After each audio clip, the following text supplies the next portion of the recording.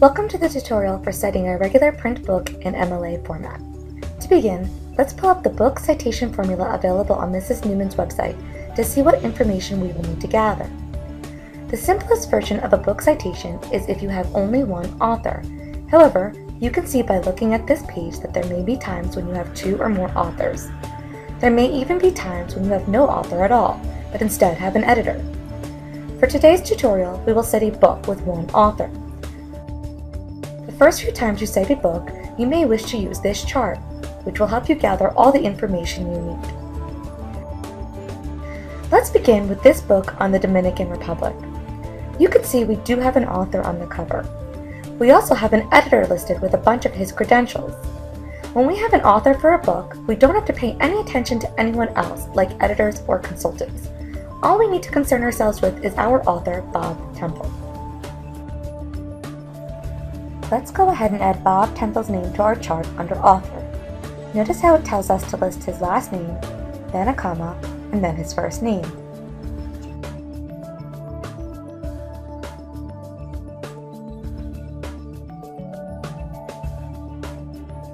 According to the formula for a book citation, the next thing we need is the title of the book. We can also gain that from the cover. But flipping through the first few pages of the book, we come across this page.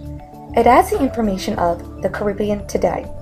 This is the series title, which we do not need to concern ourselves with. All we need to write down for the title is Dominican Republic.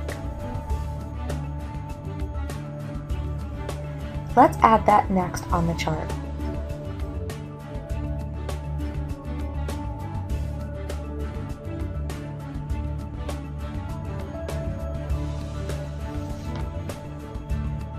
The formula for a book citation next asks for the place of publication. This is not always in the same place on every book. For instance, on this book, we can find this on the title page here. Sometimes this may be posted on the back of the title page. You may have to look around. We always want to choose a city within the United States when possible. If there are multiple cities listed, choose the first one. For this book, we are only given the city of Philadelphia. Since this is a major city, we do not need to list its state. If your book was published in an unknown city, usually the state will be listed next to it, and you will have to jot down this information too. Let's add Philadelphia to our chart next.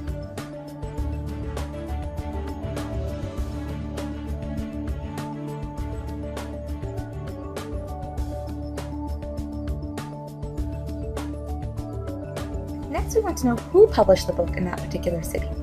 Usually this can be found where you found the city. For this book, the publisher Mason Crest is listed just above Philadelphia. They are our publisher.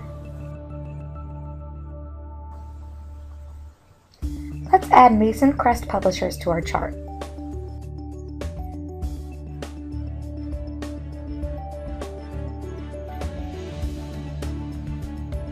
According to our formula, we now need to know when the book was published. We want to find the most recent year. Usually you can find that on the back of the title page. We want to look for the copyright year, which will be by the symbol for copyright, the C with a circle around it. For this book, we see it was published most recently in 2009.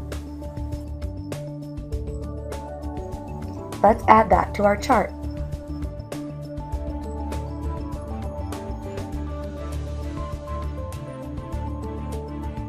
Almost done. The last piece of information we need is our format. This is not something you will find listed in your book. All this means is what did you look at to find all your information? Since we are using a print book, our format is simply print. Let's add this last piece to the chart.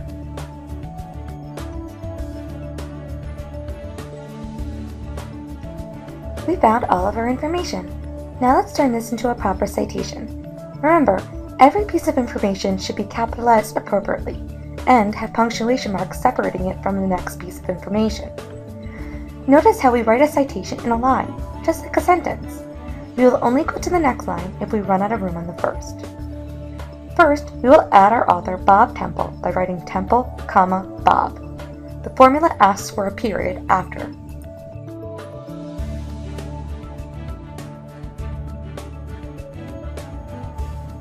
Then we will add our book title, which we found to be Dominican Republic. This time, our formula asks us to underline it and place a period afterwards.